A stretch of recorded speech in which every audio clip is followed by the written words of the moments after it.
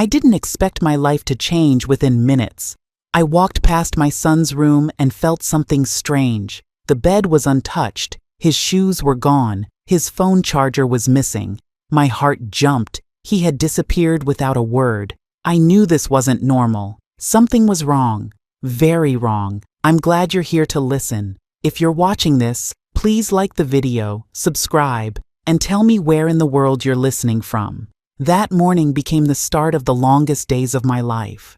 When I realized he was missing, a cold wave swept through me. My son had never left home without telling me. Even as a grown man, he had always sent a message, a call, something. But now there was nothing. His bed was perfectly made. His shoes were lined up except for one missing pair. The closet door was slightly open. The silence in the house felt unnatural, like the walls were holding their breath. I checked the kitchen. No breakfast dishes. No note. I walked room to room calling his name, but every corner answered with emptiness.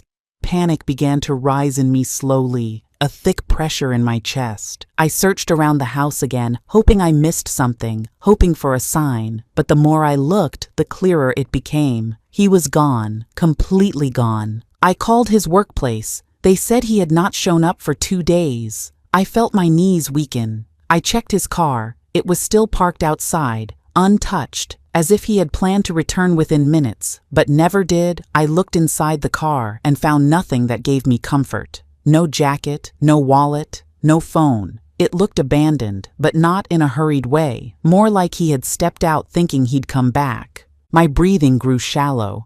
Something didn't add up. People vanish when they want to leave something behind, or when someone forces them to hide. I felt the air shift, and fear crawled under my skin. What was my son hiding from me? What was he running from? Or worse, who was he running from? I called every hospital in the area, then the police. They told me to wait, that adults sometimes disappear for a day or two. But a mother knows I knew this wasn't ordinary. I barely slept that night. I sat in the living room staring at the door, praying, begging for any sound. But nothing came. The house stayed cold and empty, and for the first time in years, I felt truly alone. Not because I was physically alone, but because something had taken my son from me without warning, and I didn't know if he was safe, alive, or suffering. And the worst part was the silence that told me this wasn't an accident. This was the start of something deeper, darker, and heartbreaking. When the police told me there was still no sign of him, something in my chest tightened in a way I had never felt before. I went back home, walked straight into his room, and sat on the edge of his bed. The silence in that room felt heavy, almost like it was pressing against my skin.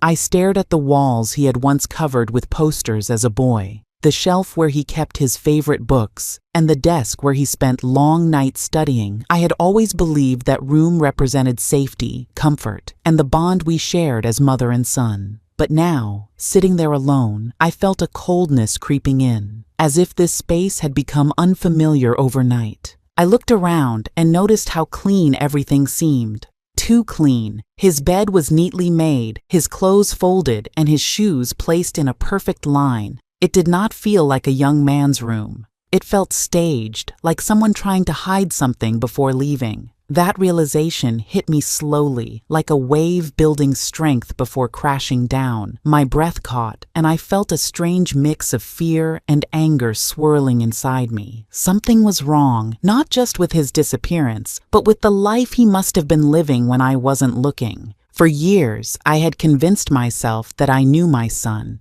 his moods, his habits, his dreams. But that morning, staring at the empty room, I understood that I had ignored too many signs. The nights he claimed to be out with friends, but came home exhausted. The mornings he avoided eye contact. The times he brushed off my concerns with a quick smile or a tired excuse. I had believed him, trusted him, loved him without question. Now, that trust felt like a wound. I opened his dresser drawers, not to invade his privacy, but to find anything that might help me understand why he had left.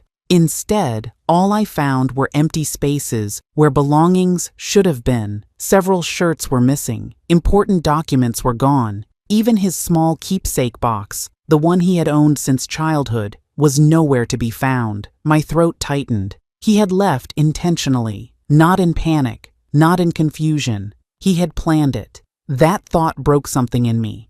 I checked his desk next. The drawers were mostly empty, except for a crumpled paper shoved at the back. I pulled it out slowly. It wasn't a note, not even words, just a list of numbers and initials. My heart sank deeper. It looked like a code, something secret, something he didn't want anyone else to understand. That slip of paper felt heavier than it should have, as if it carried the weight of what I didn't know. I looked around the room again, and this time it felt smaller, darker, almost suffocating. The air felt thick, as if the room was holding its breath. The walls that once echoed his laughter now felt like they were closing in on me. And for the first time since he disappeared, anger began to replace the fear inside me. Not anger at him, but at myself.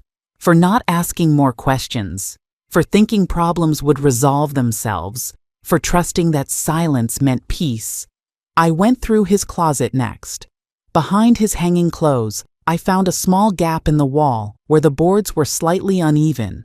I pushed gently, and it shifted. Behind it, hidden in the darkness, were scattered papers, torn envelopes, and a few old photographs. My heart started to pound. This wasn't random clutter. This was a hiding place. This was where he kept the things he didn't want me to see. I took everything out and spread it across his bed. Some papers were stained, others bent or ripped at the edges. One photograph caught my eye. Him standing with someone I didn't recognize, his face tight, not smiling. Another showed a place I knew he never mentioned visiting. Every image, every paper added another layer to the truth I hadn't wanted to believe. My son had been living a secret life. The realization struck hard, deeper than the panic of his disappearance. He hadn't just left. He had been slipping away from me slowly, step by step, for years, and I had been too blind, too trusting, too comfortable in the belief that everything was fine. Tears blurred my vision, but I forced myself to keep looking, to face whatever truth he had left behind. As I sat there surrounded by the scattered pieces of his hidden world, a strange numbness washed over me. I wasn't just a mother searching for her missing child. I was a woman uncovering a truth that had been quietly growing behind her back. The room that once felt warm now felt like a cold reminder that love alone is not enough to keep someone close. Sometimes love blinds you. Sometimes it traps you in illusions. I took a deep breath, wiped my eyes, and steadied myself. If he had left behind secrets, then I would find them all. If he had walked into danger, I would follow the clues until I reached him. If he had been hurt, manipulated, or scared, I would uncover the truth, piece by piece. Sitting in that quiet room, surrounded by the fragments of his hidden life, I made a silent promise. I would not stop until I understood everything he had been carrying alone. That empty room, that empty bed, that empty space. It wasn't just a reminder of his disappearance. It was the moment I realized that the son I thought I knew had been a stranger hiding in plain sight, and discovering that truth hurt more than any goodbye.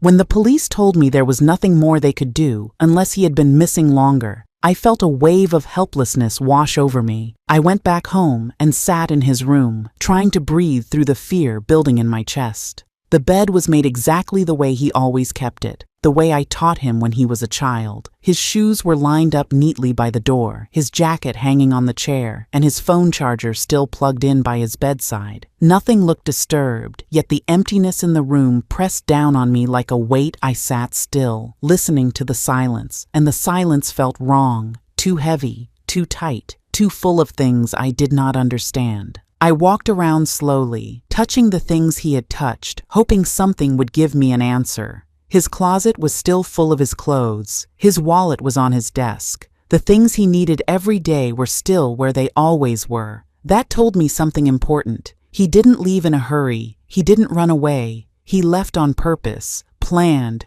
prepared, and already knowing he would not return for a while. That realization froze my heart more than anything else. If he had planned, then he had been hiding something for a long time, something he thought he couldn't share with me. I checked his bathroom drawer and found his toothbrush still wet from the night before he vanished. That meant he had slept here the night he disappeared. How could he brush his teeth, walk out the door, and leave no trace of where he was going? I kept asking myself the same question. Why didn't he tell me? Why didn't he come to me? I had been his mother, his friend, his safe place. At least, I thought I was. The idea that he chose silence over trust broke something deep inside me. As I sat on his bed, I reviewed every memory of him from the past few months. I recalled how tired he looked but brushed it off as work stress. I remembered how he avoided eye contact lately, how he paused before answering simple questions, how he seemed to flinch whenever I asked if he was okay. I had thought it was normal adult pressure. Work, bills, life. I never imagined it was something deeper, something darker, something that would eventually lead to him disappearing for days. Realizing that I had missed the signs made the room feel even colder. I looked at the calendar on his wall. He had drawn a small mark on a few dates, nothing obvious, just faint pencil lines. But when I looked closely, I saw a pattern. He had marked the same days every week. I didn't understand why, but I knew it meant something. I circled them with a pen, determined to figure it out. The more I looked, the more I felt a knot forming in my stomach. He had a life I didn't know about. The thought was heartbreaking. Then I checked his desk drawers. In one drawer, I found old receipts, folded carefully. In another drawer, there were envelopes he had never opened. One envelope had my name on it, but it was blank inside. Just an empty piece of paper. I held it tightly in my hand. Why would he leave an empty envelope addressed to me? Was it unfinished? Was he planning to write something and never did? Or was someone else involved? That question frightened me more than anything. I sat back and finally allowed my emotions to rise. Fear, anger, sadness, confusion, all of it rolled through me like a storm. I wasn't just worried about where he was, I was afraid of what he was hiding. I had thought the worst thing that could happen was losing him. I never imagined that losing the truth about him could hurt even more. By the time the sun began to set, I knew one thing for sure. My son didn't disappear without reason. He disappeared because he was carrying something heavy, something he had been hiding from me. The empty room, the untouched belongings, the unfinished envelope, all of it pointed to one truth. My son was living a life I didn't know about, and whatever secret he had left behind was big enough to break him. And now it was breaking me too. For most of my life, my identity was shaped around being his mother. From the moment I first held him in my arms, I felt a purpose so strong it carried me through every hardship that followed. I remembered the long nights pacing the floor when he was a baby, the school projects we worked on together at the kitchen table, the birthday cakes I stayed up late to bake every single year. Every memory felt warm and close, like a blanket I didn't realize I had wrapped around myself until the day it was suddenly torn away. As he grew older, I watched him change from a carefree boy into someone carrying weight behind his eyes. The laughter that once filled our home became less frequent. He'd grown quieter, sometimes staring off as if thinking about something he didn't want to share. I assumed it was normal growing pains, school stress, young adulthood, the struggle of finding his place in the world. I thought giving him space was the right thing to do, the loving thing. I told myself it was a phase and that he'd open up again when he was ready. Looking back now, I realized just how wrong I was. The signs were always there, but love makes us blind. He would come home late, trying to sneak inside quietly. Sometimes I'd hear him talking softly on the phone, and his voice always carried a tone of worry, not excitement. I should have asked questions, I should have pushed a little harder, but I trusted him. And trust, when misplaced, can become a trap you don't see until the damage is already done. I remembered helping him look for an apartment when he wanted to move out, even though part of me wasn't ready to let him go. I wanted him to grow strong and independent, to build a life he was proud of. I didn't realize he was already fighting battles I knew nothing about. I didn't see the exhaustion behind his forced smiles, or how his hands shook slightly when he thought no one was watching. I didn't connect the dots when he skipped meals or locked his bedroom door more frequently. There were moments when he would hug me tighter than usual, as if he needed reassurance but didn't know how to ask for it. I thought he was simply overwhelmed with adult responsibilities. I never imagined there could be a hidden world of fear and worry behind that embrace. A world where he didn't want to burden me. A world where he carried everything alone. And then there were the letters. I didn't know about them then, of course, but later I would find them tucked between his books. Letters written but never sent. Letters addressed to people I had never heard of, places he never mentioned, and emotions he never spoke aloud. They revealed a side of him I had missed completely, a side that was hurting, struggling, and trying desperately to make sense of things he couldn't talk about. The more I thought about our history, the more painful it became. I had always prided myself on being an attentive mother, someone who could read her child like an open book. Realizing how much he had kept hidden from me felt like a failure I couldn't undo. It felt like I had been walking beside him in the dark, holding a lantern that wasn't even lit. He had been alone long before he disappeared, and I had never noticed. I remembered our last real conversation before everything spiraled. He sat at the dining table, staring at his hands, and said, "I'm just tired, Mom." I didn't understand then how deep that tiredness ran. I didn't see that he wasn't talking about a bad day or a lack of sleep. He was talking about life itself. I brushed it off with a warm meal, believing comfort could fix everything the way it did when he was a child. But this wasn't a scraped knee or a schoolyard fight. This was something heavier, something that required more than a mother's reassurance. And when he disappeared, leaving only fear behind, I realized how much of his world he had shut me out of. Not because he didn't trust me, but because he didn't want me to worry. That thought breaks my heart more than anything else. Now, as I piece together the clues he left behind, I see that our family bond had cracks I never acknowledged. The love was always strong, but love without awareness can sometimes miss the pain that hides in silence. And that silence was the beginning of everything that followed, the confusion, the heartbreak, and the truth that almost destroyed me. In the days that followed, I walked through my son's room slowly, touching the edges of his desk, picking up small items he had left behind, and trying to understand how I had missed the warning signs. At first, I thought his disappearance was sudden, something that happened without any preparation. But the more I looked, the more I realized the truth had been building quietly, piece by piece, in front of me for months. It was like watching a photograph develop in slow motion, one faint shadow at a time, until the full picture finally appeared. It hurt, because every small sign had been there, and I had ignored them. I found letters he had tucked deep inside drawers. Some were unopened, some partially torn, as if he had started to read them, and then changed his mind. They were addressed from places I had never heard him talk about. There were receipts from stores far away from our town, and they were dated on days he had told me he was at home. It made my stomach twist. I had always believed him without question. I never thought to check, never thought he would hide things from me. He had always been my boy, full of laughter, full of plans, full of energy. But slowly, over time, I remembered moments when something had felt slightly wrong. There had been days when he avoided eye contact, days when he kept his phone close to his chest, days when he left the house without giving a clear reason. He would say he needed air, or a quick walk, or that he had errands to run. I never questioned it. I trusted him because trust was the foundation of our home. But now that he was missing, every memory replayed in my mind like a warning I had refused to see.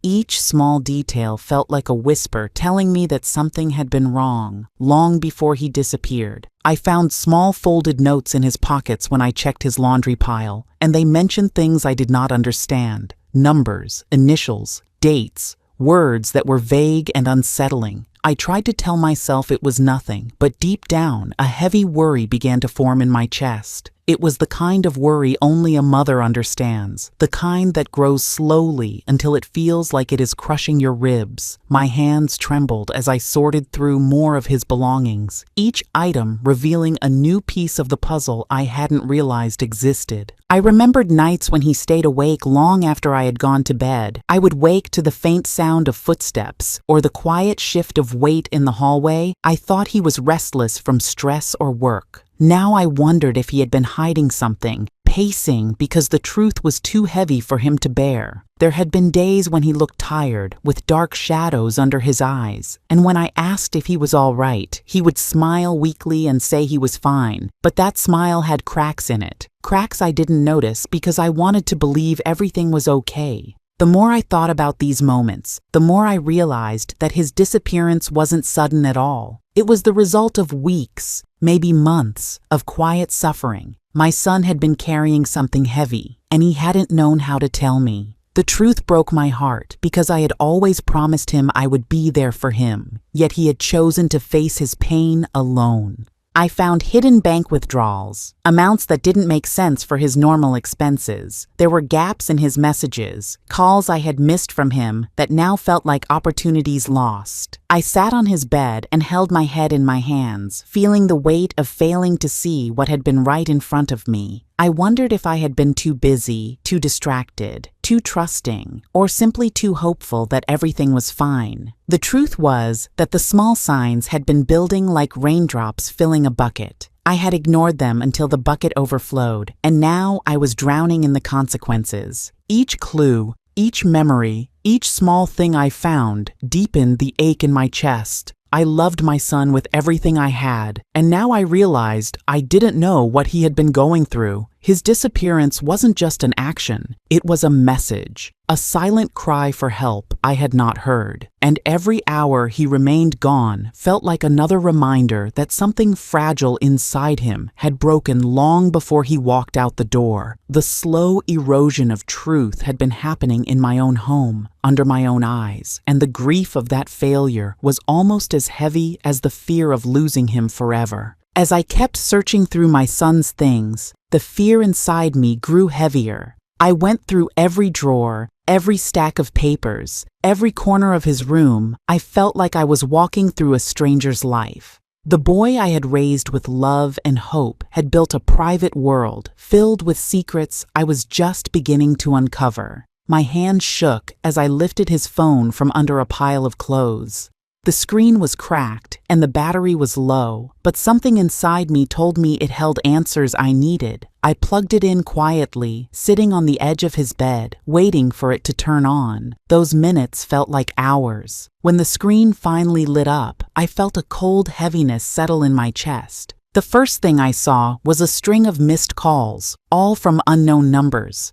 The timestamps were from nights when he was still at home. Nights when I had heard him awake while pretending to sleep. I pressed play on one of the voicemails, expecting nothing but silence. Instead, I heard breathing, uneven and shaky, like someone struggling to hold back tears. Then his voice came through, low, broken, filled with pain. I had never heard from him before. Each word, though short, carried guilt. It didn't sound like someone who had run off for fun or adventure. It sounded like someone who felt cornered, scared, and deeply ashamed. My heart clenched. I had no idea what had brought him to this point. I continued listening. Each voicemail painted a picture I didn't want to believe.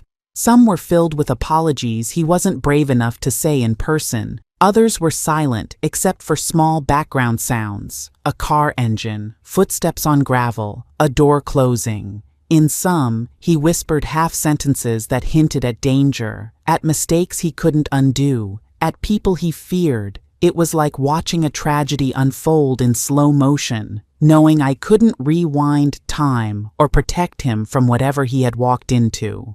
With every message, the reality grew clearer. My son was struggling with something far bigger than I had imagined. Then came the texts, short messages filled with panic.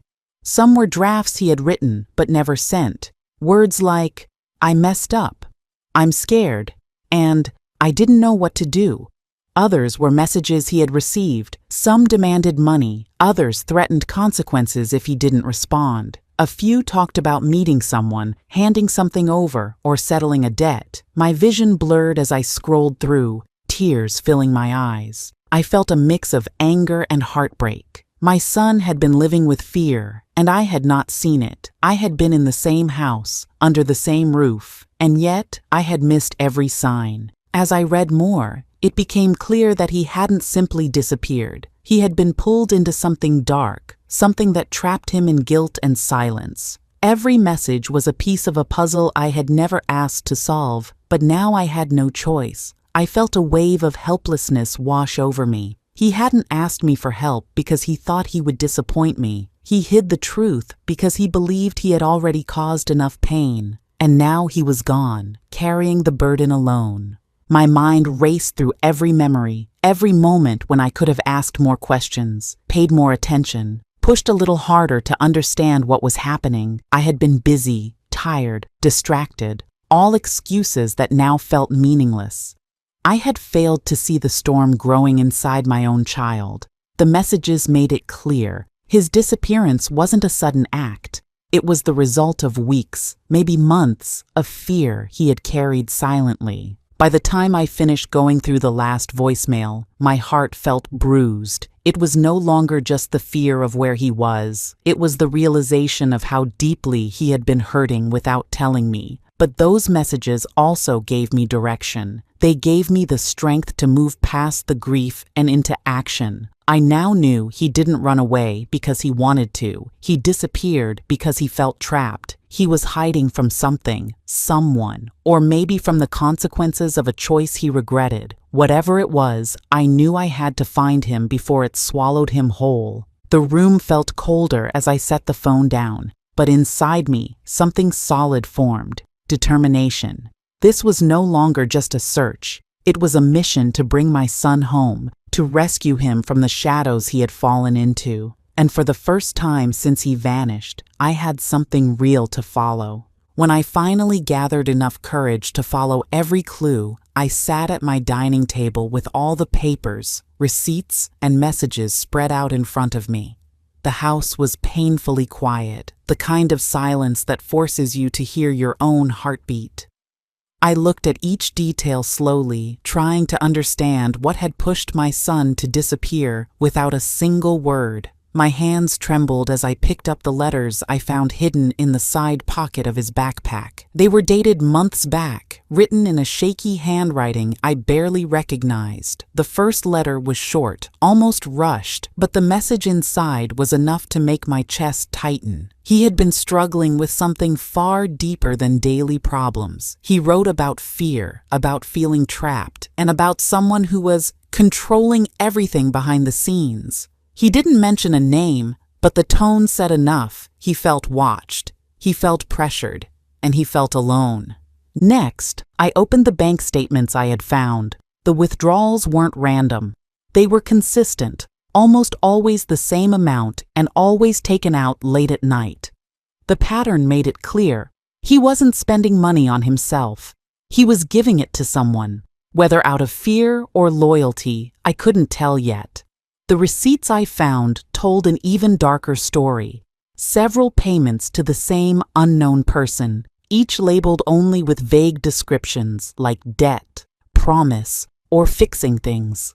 My heart dropped as I realized my son had been carrying a burden he had never shared with me. I wondered how long he had been pretending everything was fine while sinking deeper into a situation that terrified him. Then came the part that broke me. Hidden under a stack of old-school notebooks was a small box. Inside were photographs, folded notes, and a flash drive. The pictures showed my son with a girl I had never met, sometimes smiling, sometimes tired, sometimes looking like he had the weight of the world on his shoulders. There were photos of them at a park, at a cafe, and one where he looked like he had been crying. I stared at those photos, trying to understand who she was and why she mattered so much. The notes were worse. They were written by her, short messages filled with panic, fear, and warnings. She wrote about someone she owed money to, someone dangerous, someone who wouldn't let them go unless everything was paid. She kept repeating, "Don't tell your mom, she'll get hurt too.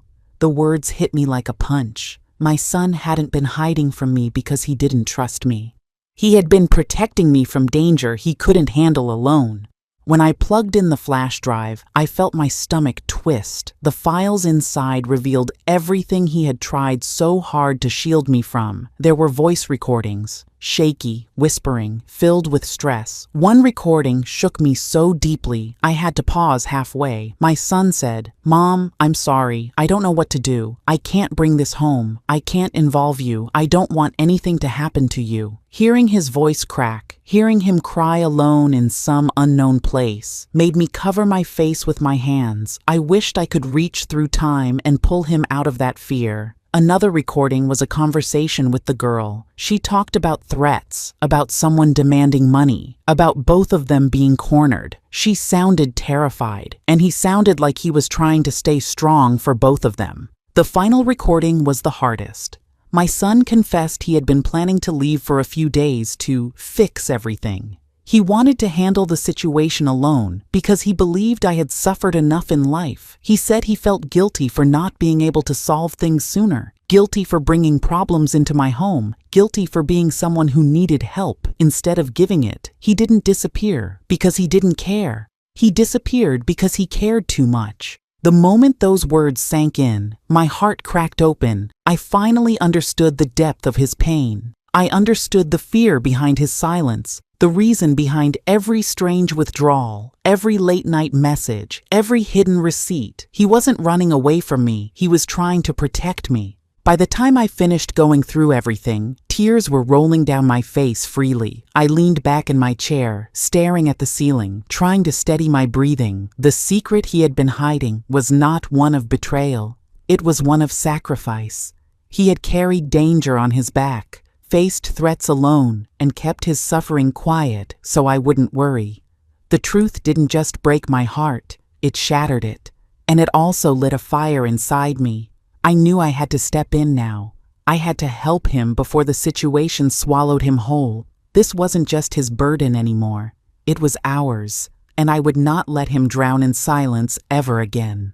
When my son finally walked through the door after days of silence, I felt every emotion hit me at once. Relief tried to rise first, but it was buried under disappointment, anger, hurt, and fear. He looked exhausted. Eyes red, clothes wrinkled, shoulders low, as if he had been carrying a burden far heavier than he could handle. He didn't speak. He didn't even try to explain. He simply closed the door behind him and stood there, as if waiting for me to either collapse into his arms or push him away. But I didn't do either. I stayed seated at the dining table, both hands flat against the wood, steadying myself. My voice, when it finally came, was calm. Too calm.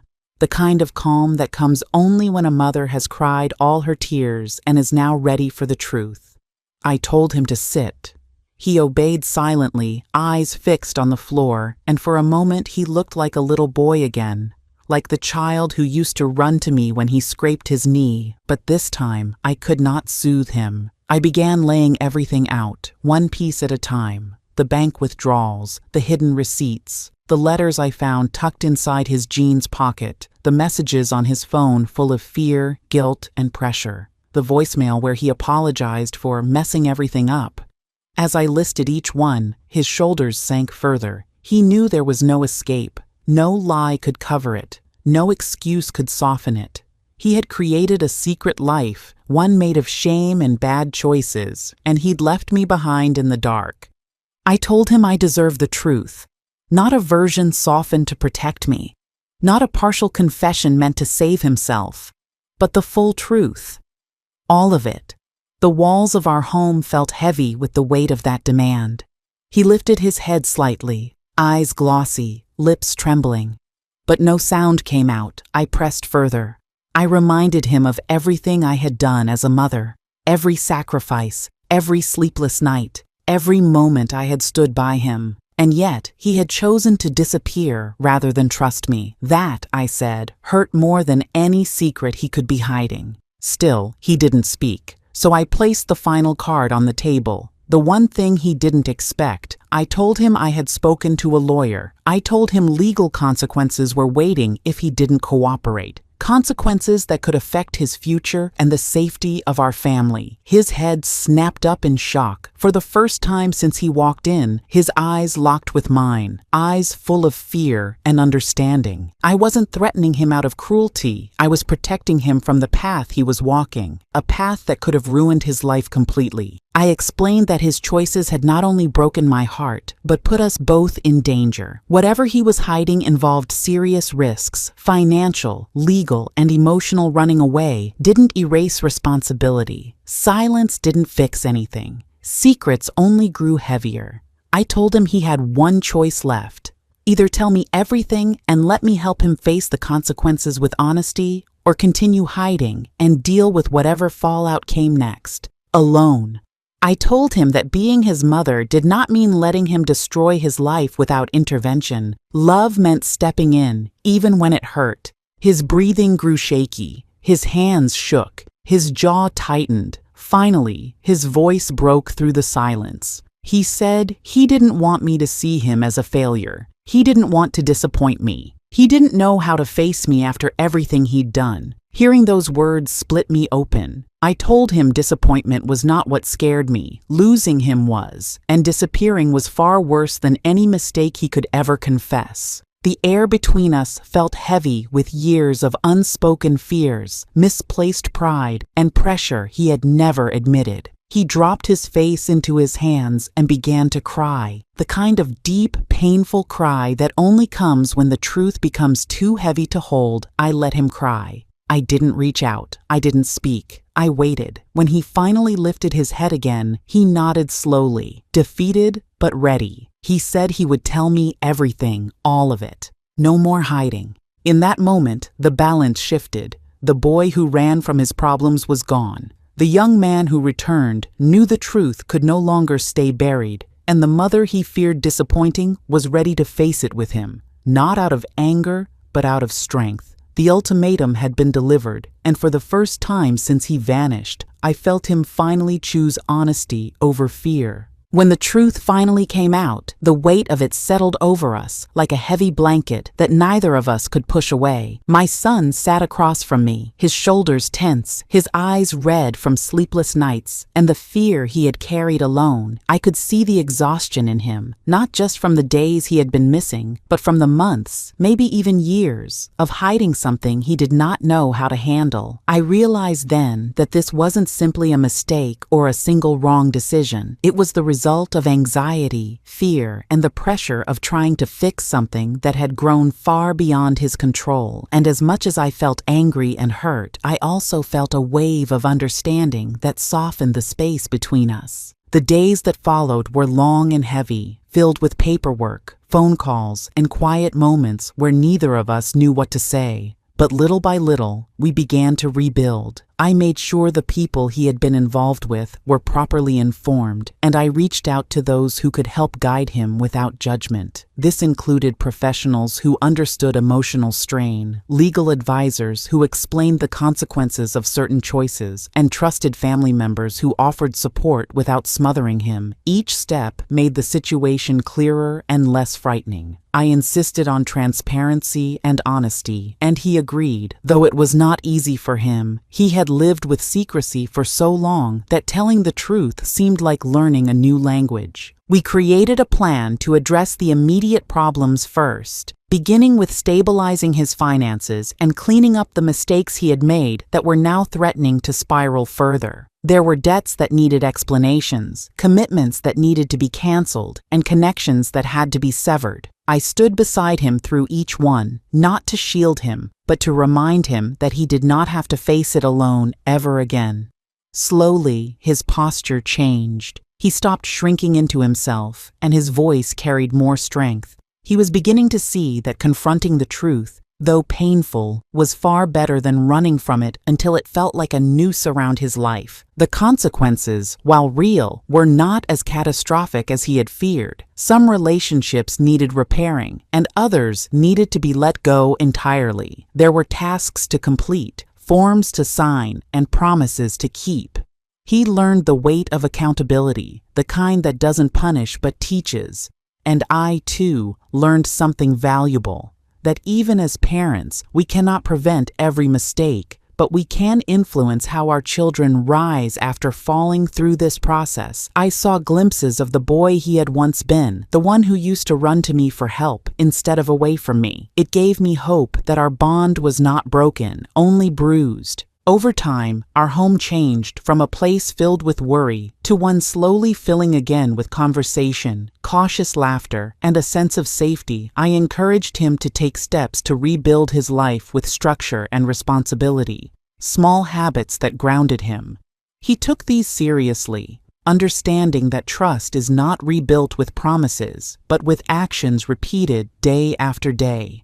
I watched him grow, not backwards into who he used to be, but forward into someone who had learned from pain rather than being swallowed by it. I made sure to take care of myself as well. I allowed myself space to breathe, to rest, and to accept what had happened without drowning in guilt or self-blame. When a child hides something painful, parents often assume they must have failed. But I came to understand that love sometimes means stepping back, other times stepping forward, and always staying steady. This balance became my anchor, and it helped me support him without losing myself. By the end of those weeks, the crisis no longer controlled us. My son faced the consequences of his actions, learned from them, and began rebuilding his life. And I, standing beside him, felt a sense of quiet closure. Not because everything was perfect, but because we had faced the truth together and come out stronger. The fear that once choked our home was replaced with something steadier, understanding, caution, and a quiet determination to rebuild trust with hands, not words. When everything settled and the truth finally stood in front of me, the house no longer felt the same. The walls seemed quieter, but the silence wasn't heavy anymore. It was the kind of silence that comes after a storm, the kind that lets you breathe again, even if your heart is still bruised. My son's disappearance had shaken me, broken my sleep, and pushed every fear I had as a mother into the open. But the truth he carried inside him, the truth he hid because he believed he was protecting me, changed the way I looked at everything around me. For days, I walked through each room slowly, touching the things that used to belong only to him. His books, his old jacket, the empty chair he used to sit in when he came home late at night. Each small object reminded me of the years I spent raising him, loving him, and believing that I knew everything about his world. I realize now that children grow into adults who carry their own storms, their own secrets, and their own battles. And sometimes they fight those battles alone because they think we cannot carry any more pain. But I also learned something deeper. Silence between family members can grow into something dangerous when fear keeps the truth locked away. My son had been drowning quietly, afraid of disappointing me, afraid of showing weakness, and afraid of facing the consequences of his choices. When he disappeared, I felt helpless. But when I discovered what he had been hiding, I felt something even stronger, a fierce determination to keep my family from falling apart. The aftermath wasn't simple. He struggled with guilt, and I struggled with worry. We had long talks, quiet walks, and moments where neither of us knew what to say, but slowly we rebuilt the trust that had cracked. He learned that he didn't have to run from me or hide from me. I learned that being a mother doesn't end when your child becomes an adult. In some ways, it becomes even harder. You watch them make choices, face consequences, and sometimes lose themselves. And all you can do is stand strong enough for the both of you. I started attending support meetings for parents who had gone through similar situations. I listened to stories that were even heavier than mine, stories of loss, of struggle, of children who never came back home. Each story reminded me of one thing. I was lucky he came back. I was lucky he trusted me enough, even in his fear, to finally face the truth. That realization humbled me. It softened the anger that had been sitting in my chest and replaced it with gratitude. With help from friends, counselors, and legal guidance, we put steps in place to keep him safe and supported. I made sure he had resources, structure, and a clear path forward. It didn't erase what happened, but it gave him a chance to heal without falling back into the shadows he had been hiding in. And for me, I learned to pay attention again, to the small signs, to the changes in tone, to the late nights and distant eyes. I promised myself that I would never ignore my instincts again. A mother's intuition is stronger than fear, stronger than denial, stronger than silence. I learned that listening, truly listening, can save a life, even the life of someone you thought you already understood. Today, the home feels lighter. The tension that once lived in every hallway has faded. We share meals again. We laugh sometimes. We sit in the living room quietly, without the weight of secrets between us. The journey isn't perfect. Healing never is, but each day feels like a step towards something better. I look out my window sometimes, watching the sun rise slowly, painting the sky with colors I used to ignore. And I think about everything we survived. The fear, the silence, the heartbreak, and the truth. Then I whisper a promise, one that I know I will keep. I will always choose love over fear, truth over silence, and courage over regret. Because if motherhood has taught me anything, it's this. Children may stray, they may hide, they may fall, but a mother's strength can always lead them back. And that is the real redemption in our story.